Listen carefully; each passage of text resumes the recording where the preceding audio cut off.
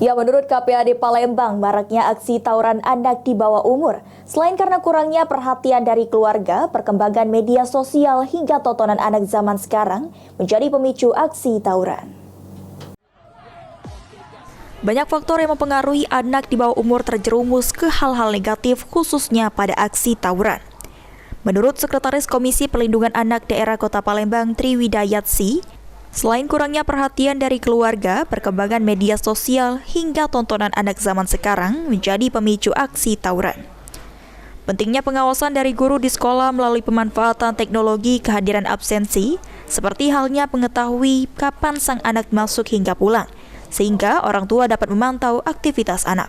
Guru pengawasan dengan kepedulian yang penuh, kemudian dibarengi juga dengan teknologi, misalnya untuk presensi atau daftar kehadiran itu, jika dengan teknologi bisa dilingkan ke orang tua dan ke gurunya juga. Jadi semua kegiatan bisa terpantau, misalnya kesiangan datang atau